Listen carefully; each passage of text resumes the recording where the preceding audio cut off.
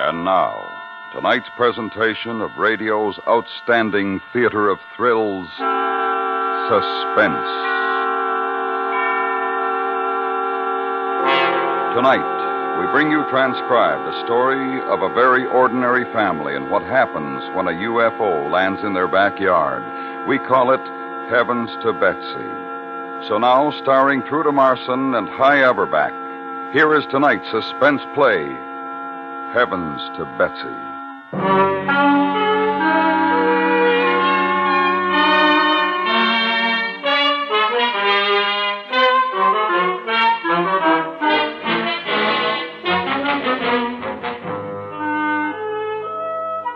A lot of people might call what happened to the Doyles a fantasy, or an allegory, or mass hysteria, or just about anything. But it happened, no matter what you call it. And you couldn't convince the government, a half-dozen army men, and the Doyles that it didn't. In particular, you couldn't convince Betsy Doyle. The day it started wasn't much different to any other day. It was about 5 o'clock in the evening, and there was a thunder and rainstorm hanging around the suburb where the Doyles lived. Henry Doyle was still at the bank, about to leave for home. Betsy Doyle was in the kitchen cooking dinner, and 8-year-old Dickie Doyle was listening to the radio. So, Captain Spaceman, you are ready to tell us where you have hidden the galactic aster prism? Never, Pothoth. With all your secret knowledge, if you're really so smart, you should be able to use your visio-autoscope and find out for yourself. Unfortunately, while you put up such a tremendous, although useless, struggle against the royal soldiers of Gramick, the visio-autoscope was smashed. It will take 2 days to repair it, and I cannot afford to wait. That's too bad, Pothoth. Then I am afraid I have no other alternative.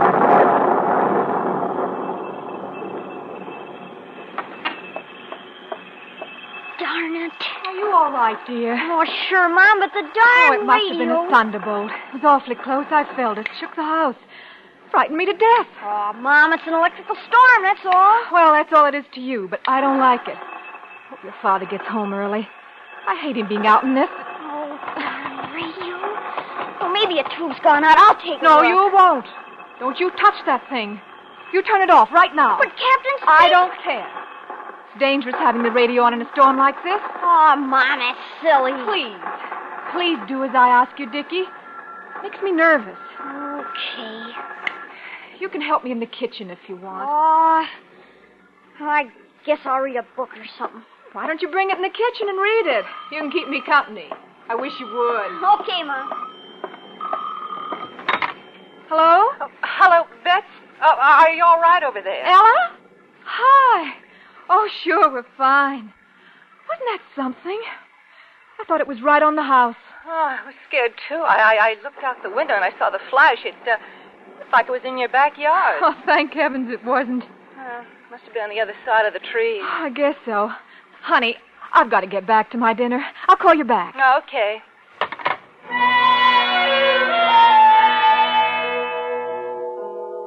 That's how it started. The great flash, the explosion, and there was only static to speak for the radio.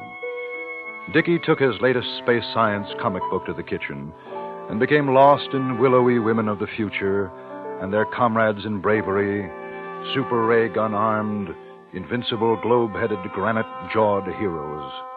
His mother prosaically made dumplings for the stew. It was 5 minutes to 6 when the phone rang again. Will you get it, dear? My hand. Sure, Mom.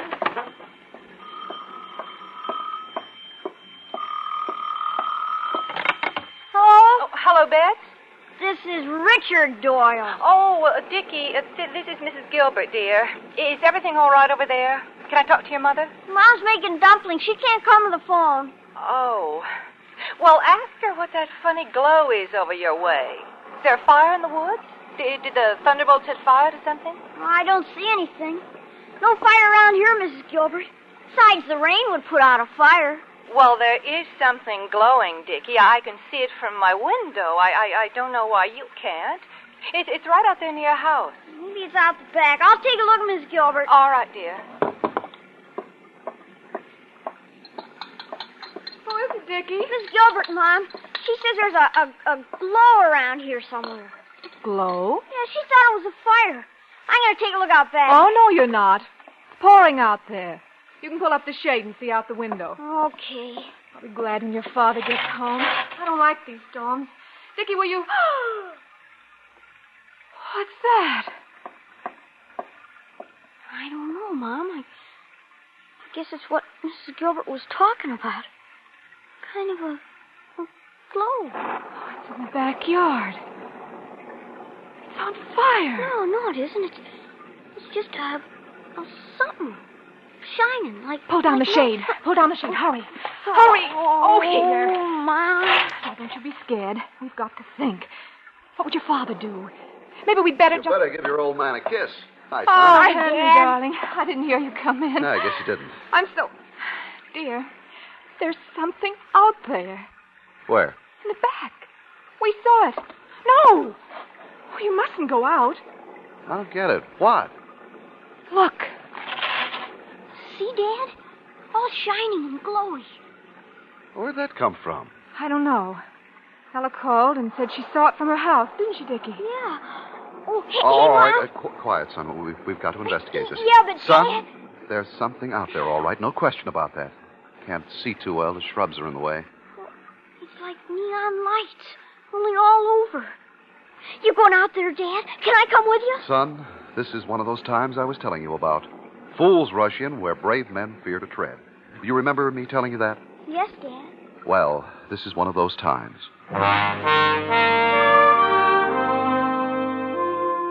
Mr. Doyle turned back to the window and stood staring out into the wet night, softly radiant from the glow in his backyard. He was a man to whom the unusual rarely, if ever, happened. A man who in his teens dreamed of adventure and heroism, and his 20s dreamed of adventure and heroism, and now in his late 30s still dreamed of adventure. The heroism, at least, was tempered by knowledge of his own weaknesses.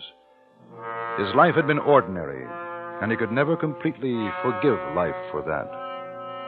Now there was something out there in the night, and he knew that it was the beginning of a great moment. He thought, I don't know what it is, but it's different. I can feel it.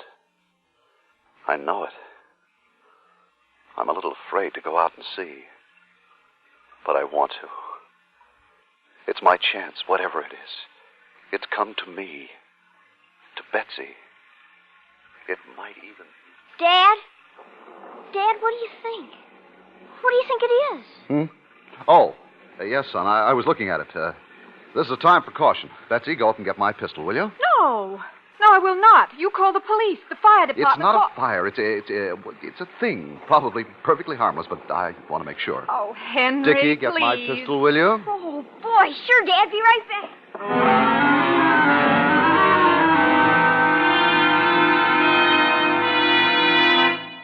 I don't want you to go out. Henry, if you love me, you'll... I love you, and I'm going to find out what it is. Oh, here you are, Dad. Thank you, son. Well, if you're going, I'm going too. Oh, no. Oh, yes. Dickie, you get my raincoats in the hall. Okay, Mom. Honey. There's no use talking. I'm going.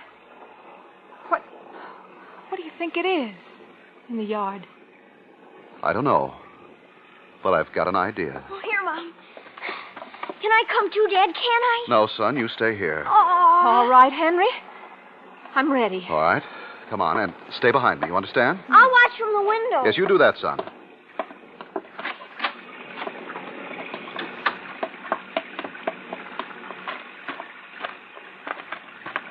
It's so bright. That light. Well, we'll get a good look at it when we get past the shrubs.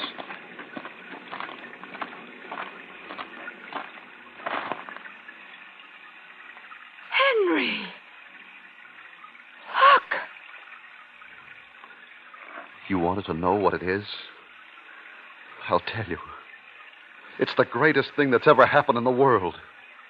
I knew it would happen someday. It's a UFO, that's what it is. A flying saucer.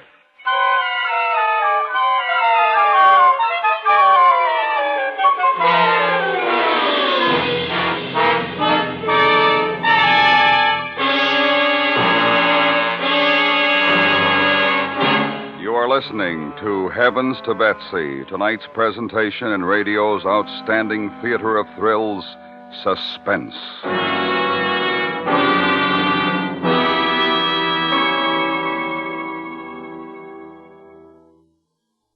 Driving tonight? CBS Radio hopes you're not taking any chances. It takes only a split second to turn a gambler into a corpse on today's highways. Keep in line when your vision ahead's obscured. Keep well back of the car in front of you. When you ride up on his tailpipe, you're assuming all his risks, too. Don't pass until you've got a clear lane for it with no opposing traffic in it for a safe distance and then some.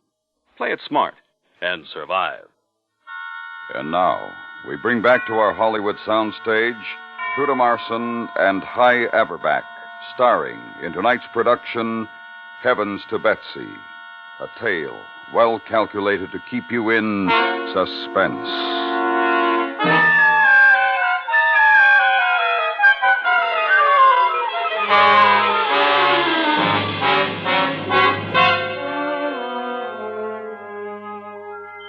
That's what it was, all right. No longer an unidentified flying object, but a very real flying saucer. Henry Doyle believed in saucers, and this one had landed in their backyard and lay in the mud, glowing, a soft, rich, silvery glow. They were lost in excitement, and with it went their normal Earth-like fear. Together they walked around it. Well, I figure 8 feet long and 3 wide and about 2 feet high. Wouldn't you say that, Bets? I guess so. There's no door, no windows or anything. How are the people going to get out? I don't know. I don't know. What's that? Siren. Somebody else must have seen it. I'll bet it's the police. Yeah. Yeah, I wouldn't be surprised.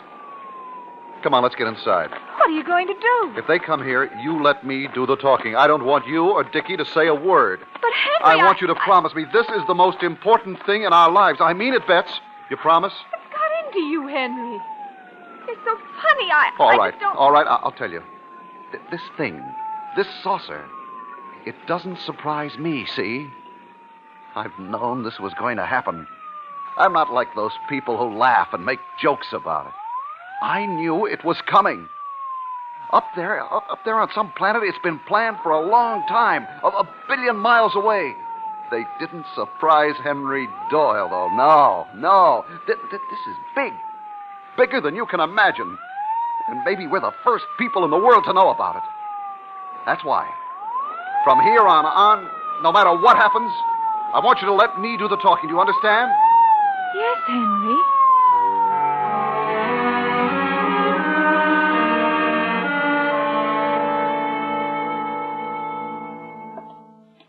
Is something wrong, officer? Well, that's what we want to find out. I got a call from a Mrs. Gilbert down the road.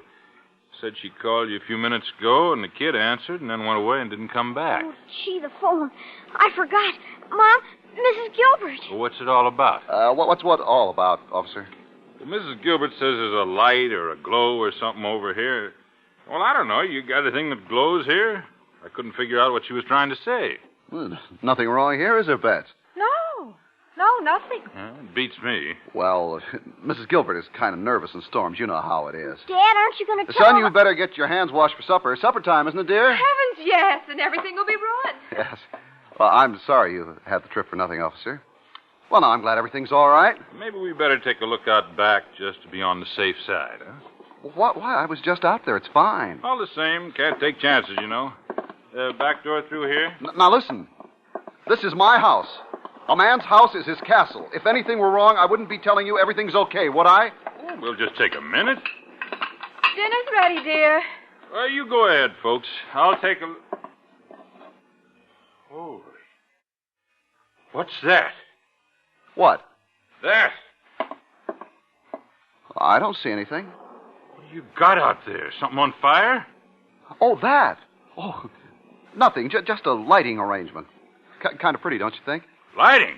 That's no lighting. Both of you stay here. No funny business. I'm going to take a look. The officer took a look. didn't believe what he saw, took another look, and the secret was out. He put in a call for the riot squad and waited. Henry thought for a while, then a slow anger grew in him. It was his flying saucer, Betsy's flying saucer. It belonged to the Doyles. More than that, he knew it was his one chance for fame, to offset the dull obscurity of his daily life. Henry Doyle objected, and because she loved her husband, Betsy objected. You've no right to do this, officer.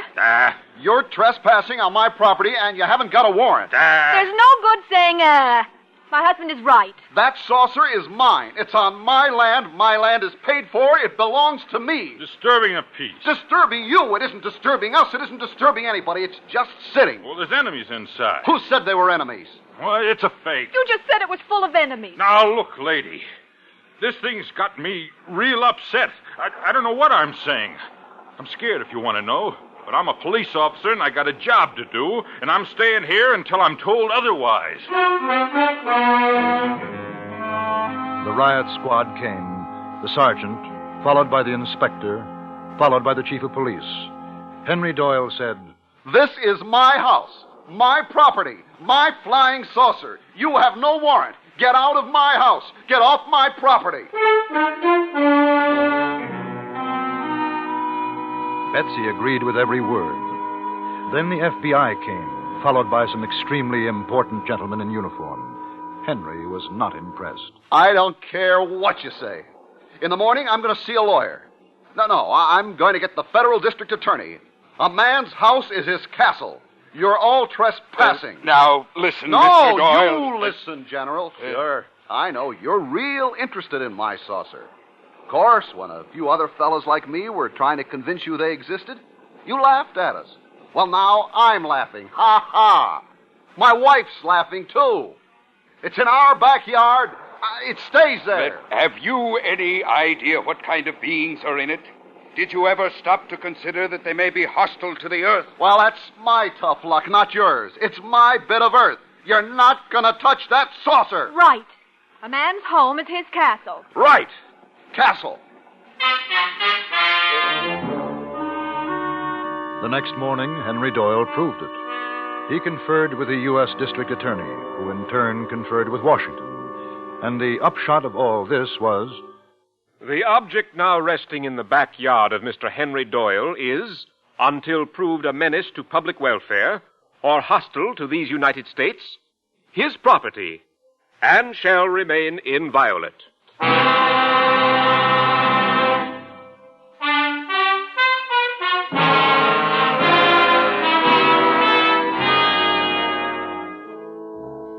The Army didn't agree. Neither did the police or any other law enforcement agency. A battery of heavy guns, 8 tanks, a machine gun unit, 2 flamethrowers, as well as a picked company of commandos were brought to the scene. The road was blocked off, and the siege of the Doyles' residence began. 5 days later, the saucer lay, still glowing quietly, and Mr. and Mrs. Doyle stood by the incinerator watching it. Betsy surmised... If they're afraid of us, you'd think they'd try and get away. Well, maybe they're biding their time. Must all be as strange to them as it is to us. Fine welcome they must think they're getting. That is, if they've got some kind of instrument inside that can see what's out on the road. You know, I still can't understand how the people inside the saucer get out. It's funny. I've been over the thing 12 times. There isn't even a seam I can see. Do you think maybe we ought to let those scientists take a look at it? They can't hurt us. Oh, no. Now, don't you start. This is ours. You let one of those fellas get a hand on it, and the next thing you'll know, we won't have our flying saucer anymore. No. Dad? No, what is it, son? There's about 40 men at the front door. Heard from newspapers. They want to talk to you. Oh. All right. Tell them to wait. I'll be there in a minute. Okay, Dad. Oh, Henry. It is wonderful, isn't it? Nothing like this has ever happened to us. I never thought it would. You know, old Catacomb at the bank called me yesterday. Offered me the vice presidency. No. Yeah. I didn't tell you because that's nothing to what offers we'll get. Honey, this is our big moment. It's our big moment in history. History, Bets. I'm not going to let this get away from us. I've waited all my life for it. What are you going to tell the newspaper men? Whatever they want to know. Come on. We'll see them together.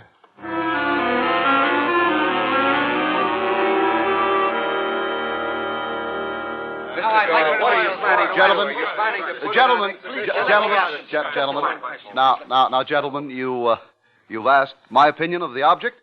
Do I think it is a ship from out of space? Well, gentlemen, my answer is yes. In due time, as soon as the government and I come to terms and that ridiculous show of force outside my house is withdrawn, you will be allowed to see the thing and to take your pictures. Well, gentlemen, that's all I can say for the moment. I know you'll excuse me. There are many things to attend to. Oh, Henry, you're wonderful. You sounded just like a senator, even a president. Oh, no. I'm still plain old Henry Doyle, your loving husband, whose home is his castle. A senatorial committee came to investigate. Henry was polite, allowed them to see his saucer, but no more. And the word spread until there wasn't a corner of the globe that didn't know about Henry Doyle and his flying saucer. A week later, the Supreme Court was in session debating the district attorney's decision. The country was divided. Half said the saucer belonged to Henry. The other half thought it was a shame. They never quite made clear what the shame was, but it was. The Doyles never budged. But it was the small Doyle, Dickie, who one evening, 3 weeks after the thing had landed, noticed what was taking place in the backyard. Dad? Mom? The saucer. What about it? Something's happening to it. What? The light's going out. Oh, that's silly. It couldn't. It is.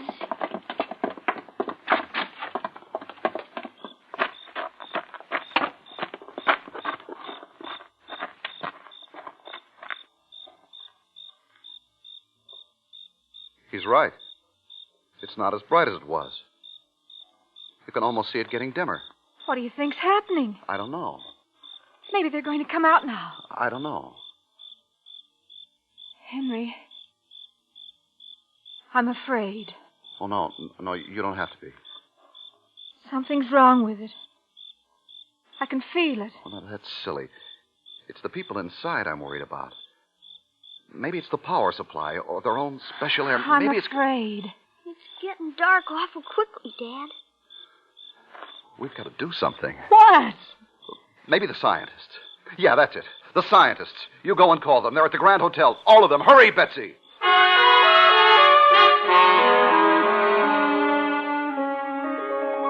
The scientists came. Grave and wise, they rapped on the thing, listened with super stethoscopes, took readings on wonderful electronic devices, and shook their heads. That night, at exactly 11:04 p.m., the glow went out. And as it did so, the saucer began to shrivel, grew smaller and smaller. The group watched silently. Can't somebody help? It's just melting away.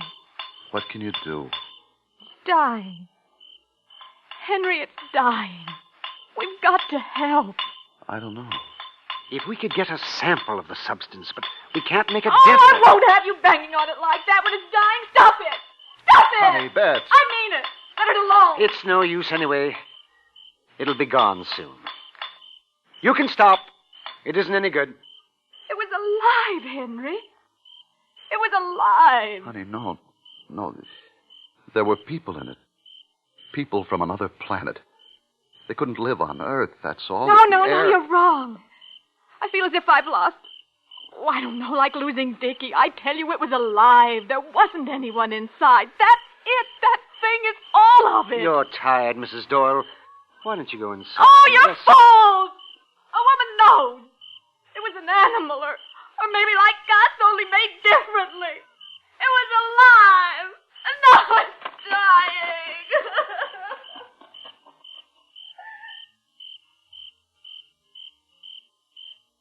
It's almost gone. Yes. It's too bad we couldn't have examined it earlier. Dad, listen.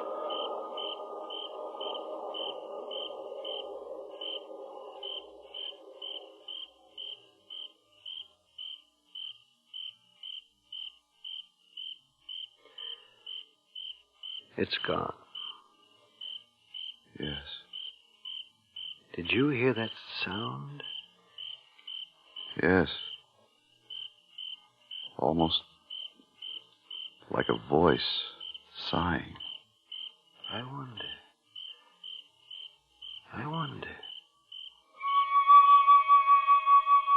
On the spot where the thing had rested, there was nothing, not a fragment. And although they didn't know why, the scientists and Henry Doyle stood for 5 minutes, just looking. Nobody spoke a word, and there was a great quiet, a sadness in the air. I feel sad. Strange. I do, too. Dad, why are you crying? Am I? That's funny. Mom was crying, too. What's happened? They all went away, silently. The scientists, the guns and tanks, the soldiers and police. And finally, only the Doyles were left in their house, which was their castle. Do you really think it was alive? Yes. I think it was hurt and fell down, and we didn't understand. If I hadn't been so selfish, wanting to keep it to myself, we might have saved it. No, it's probably better this way.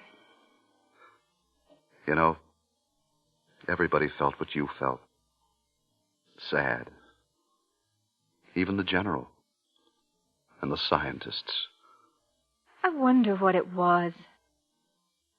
Where it came from. Somewhere up there. Perhaps one day, another will come.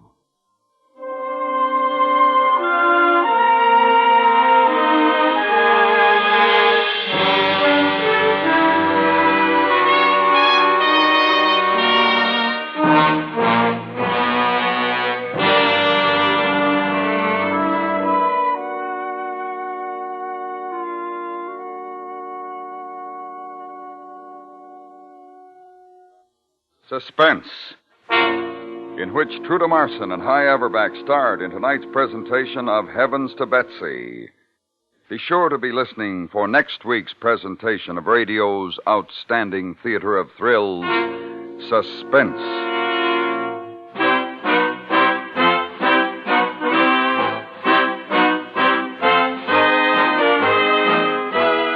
Suspense is produced and transcribed by Anthony Ellis, who wrote tonight's script.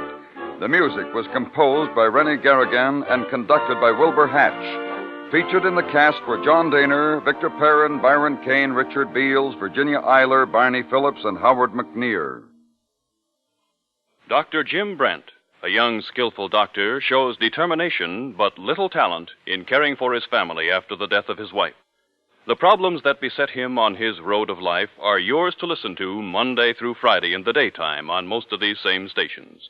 It's Road of Life, another great daytime dramatic program in the family of daytime shows millions hear every day at the Star's address. On CBS Radio tomorrow, The Road of Life continues.